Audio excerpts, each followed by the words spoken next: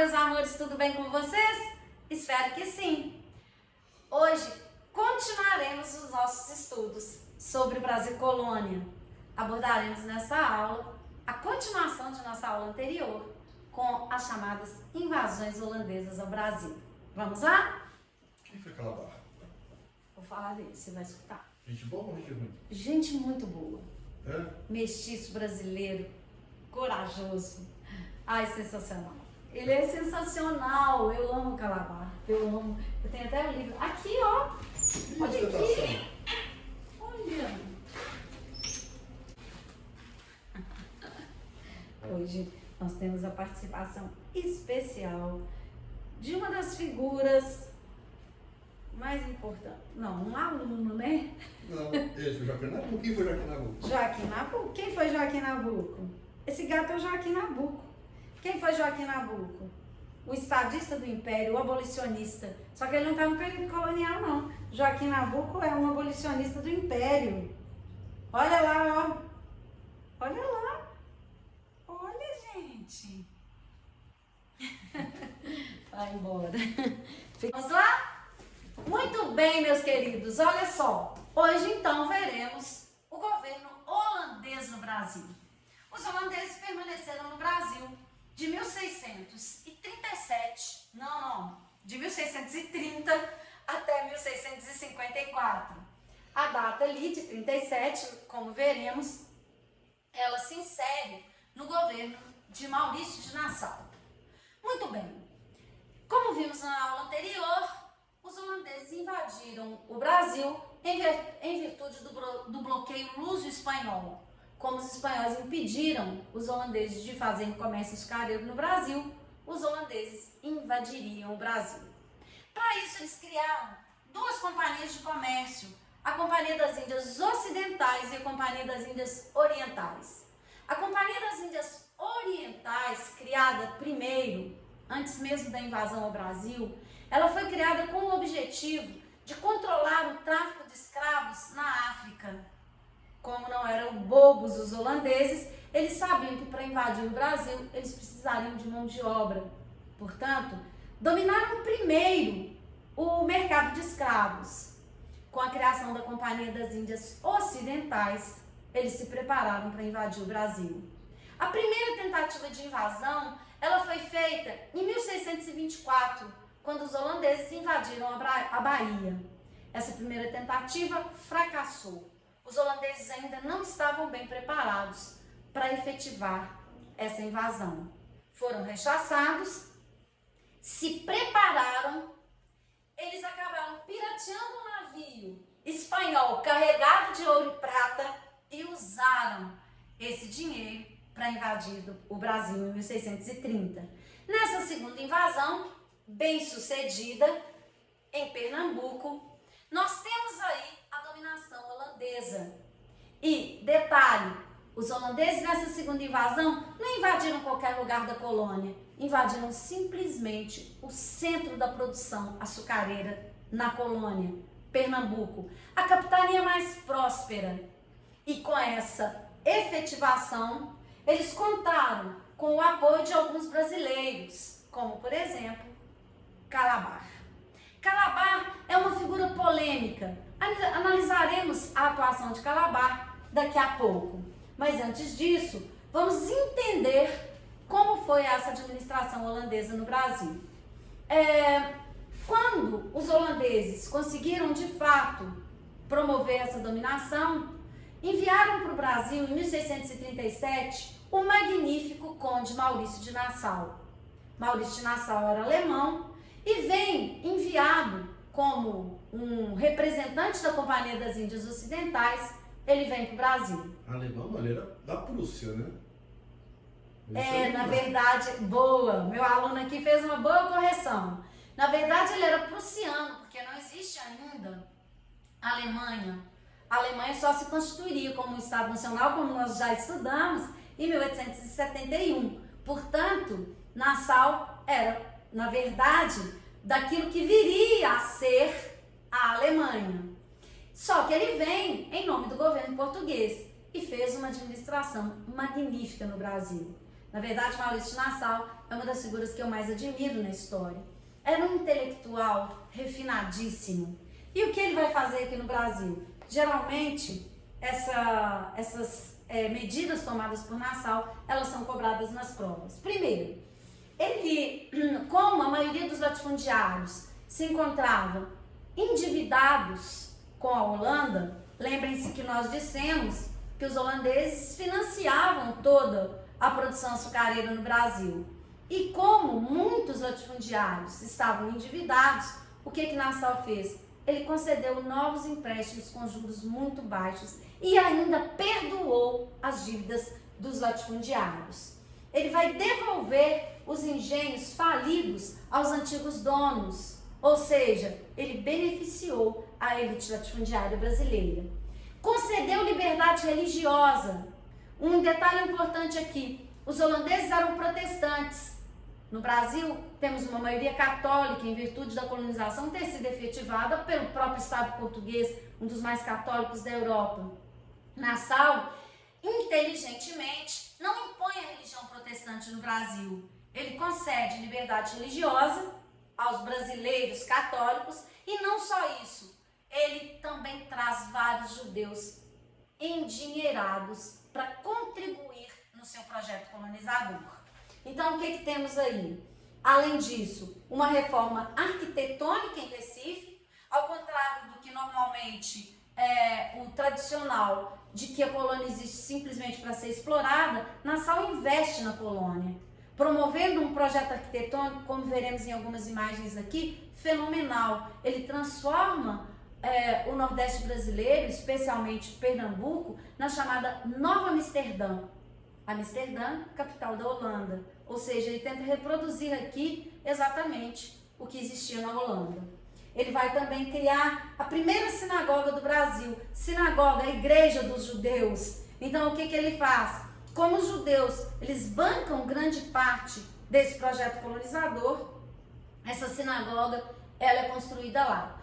Tive a oportunidade de conhecer essa sinagoga em Recife e é realmente admirável a reconstrução e a preservação desse patrimônio histórico tão importante. Se tiverem oportunidade, se forem a Recife, não deixem de visitar essa sinagoga. É uma das mais antigas da América Latina, então vale 100% a visita. Além disso, temos também a contratação de pintores europeus para retratar o Brasil. Todo esse acervo artístico, ele se encontra no Museu Ricardo Brenan, um dos museus mais importantes também da América Latina. Estive nesse museu e digo a vocês, vale tanto a pena quanto visitar qualquer museu europeu. Tem uma das galerias do Museu Ricardo Brenan, abriga toda essa obra dos artistas holandeses. É o maior acervo sobre a dominação holandesa existente. Então, quem quiser conhecer mais sobre essa produção artística, desses artistas que foram trazidos por Maurício de Nassau, precisa visitar o Museu Ricardo Brenan. Muito bem, já mencionamos Calabar e faremos agora uma análise da figura desse personagem histórico, Domingos Fernandes Calabar. Calabar foi o homem que guiou os holandeses no território brasileiro na segunda invasão, a invasão bem sucedida, a invasão que acabou resultando no domínio holandês no Nordeste brasileiro. Quem teria sido Calabar? Calabar já tivemos ao longo da história do Brasil, várias análises sobre a atuação desse personagem.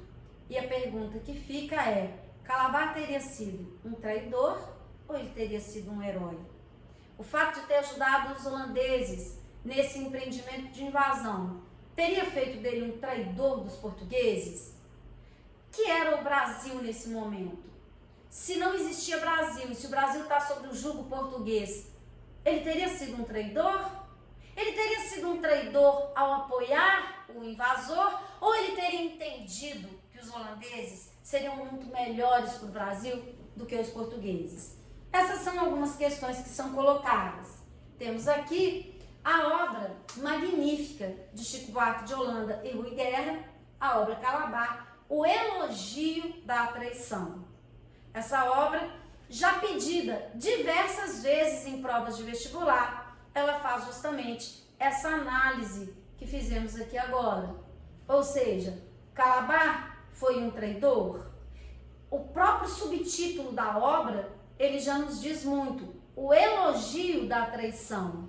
Ou seja, a constatação é que, na verdade, a traição de Calabar teria sido, na verdade, carregada de méritos, já que ele entendeu de fato que o domínio holandês seria melhor para o Brasil. Quem foi Calabar? Ele foi um senhor de engenho, nascido na então capitania de Pernambuco, Porto Calvo, em área que corresponde ao atual estado de Alagoas. Aliou-se aos holandeses que invadiram o nordeste do Brasil.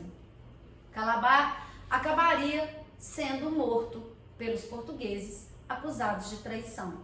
Quem tiver mais interesse nessa história, pesquisem e leiam essa obra magnífica, uma obra sempre atual, que discute muito mais do que a história da dominação holandesa, mas nos faz refletir sobre vários elementos da história atual.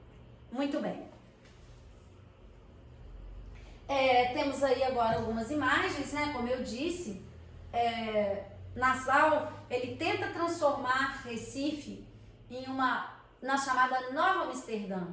Então, como vemos aí a imagem comparativa de Recife e de Amsterdã, podemos ver que o projeto arquitetônico que foi desenvolvido por Nassau aqui visava justamente aparelhar a Recife a toda essa arquitetura presente em Amsterdã.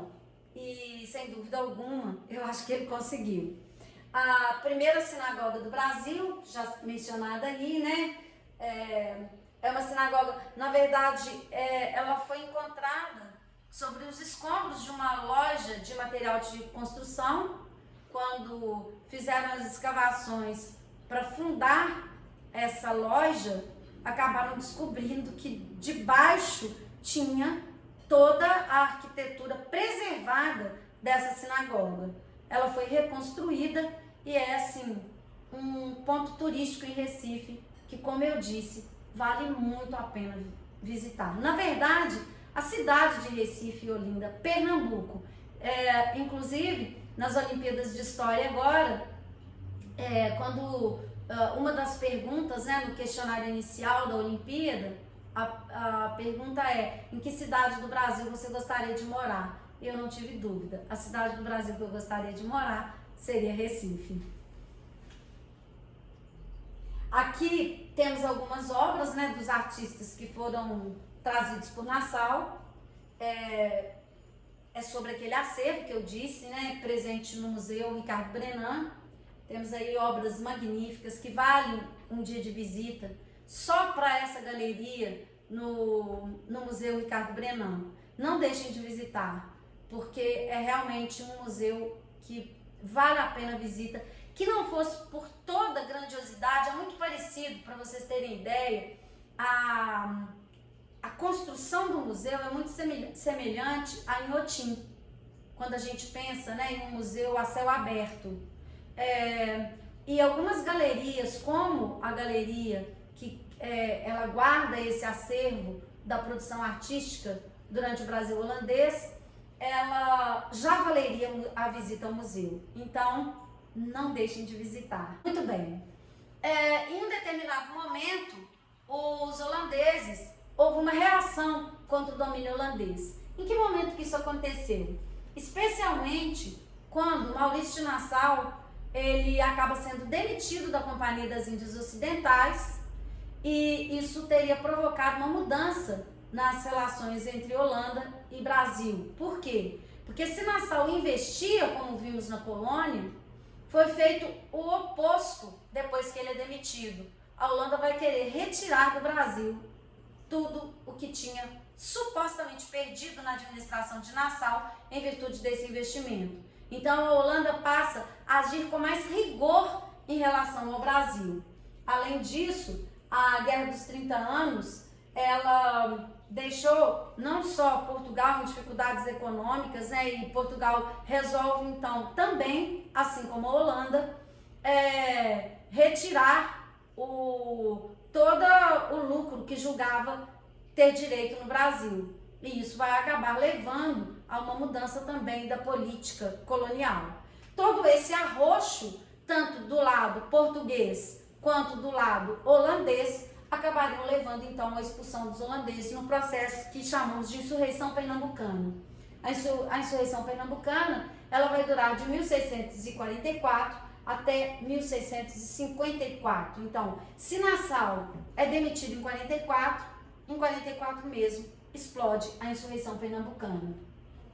E todo esse, como eu disse, né, esse arroxo do pacto colonial, essa exigência, essa mudança, vai refletir então uma reação dos chamados luso-brasileiros, né, a elite colonial, contra a dominação flamenga. Eu não mencionei isso, é importantíssimo. Os holandeses eram chamados de flamengos ou batavos.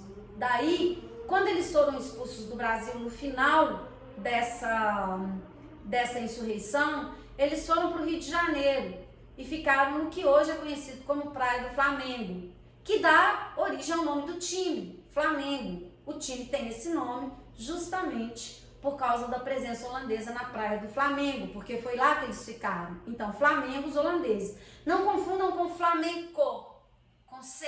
Flamenco é espanhol, Flamengo é holandês.